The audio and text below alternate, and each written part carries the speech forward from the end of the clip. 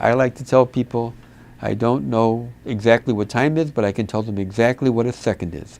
A second is 9,192,631,770 periods of oscillation of an undisturbed cesium atom.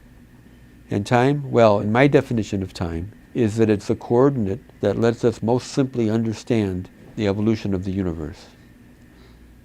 But that is a circular definition.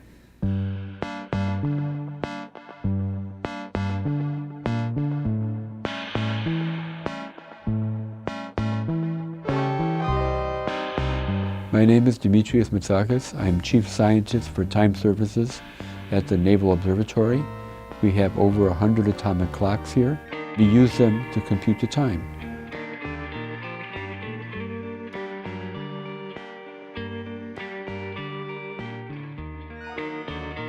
Most people don't really know how we get the time.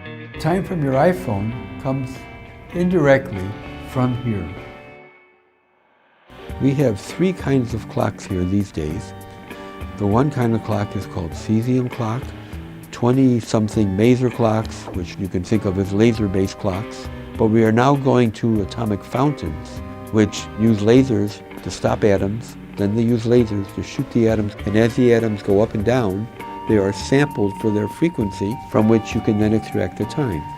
If you put them together and consider them to be one clock, they measure frequency to about 16 decimal points. If you translate that into time, the combined set of four of them will not lose or gain 1 second in 300 million years, which makes them the most accurate measuring device operationally ever created by mankind to measure anything.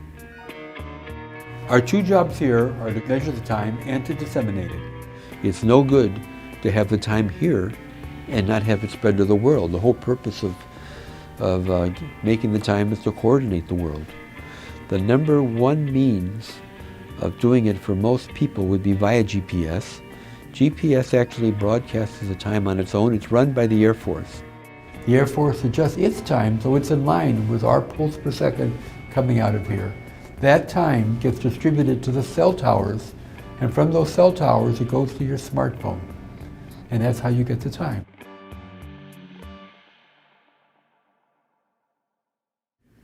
Another way we distribute the time is via the internet. We also have a phone line with about 4 million calls a year. If you were to call 202-762-1401, you would hear the voice of this man, Fred Covington, who was an actor.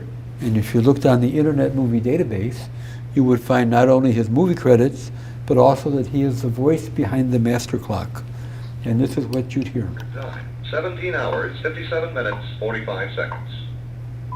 Universal time, 22 hours, 57 minutes, 50 seconds.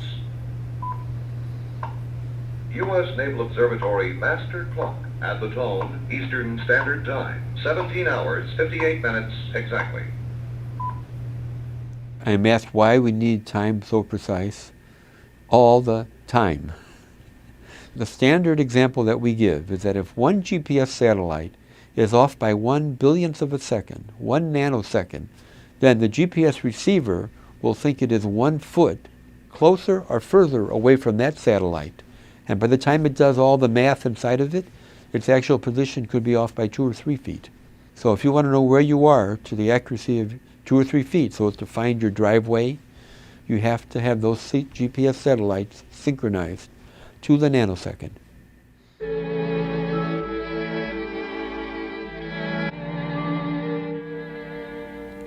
I refer to my clocks as my babies, and that I must take care of them. I like to give talks where I say that one of the most misunderstood words is like clockwork. Well, if you're in the clock business, you know that no clock runs perfectly, and some have catastrophic failures. In fact, every clock is liable to catastrophic failure. And if you have a system that depends on the time, you don't want the system to fail because a clock failed. It's something that we always think about, how to make something which never fails. So what we're going to see in the future is more and more precise clocks, 10 to 100 times more accurate than they are now. But once we hit the level of 100 times more accurate, a lot of problems come in. Problems involving the theory of relativity, which says that time run slower in a gravitational field than if you're in two different levels of a gravitational field. So if you have a clock that's 1 meter, which is 3 feet tall, time at the top part will be running a little bit slower, actually a little bit faster, sorry, than the time at the bottom. I see that might be a problem, passing the level of 18 decimal points in accuracy.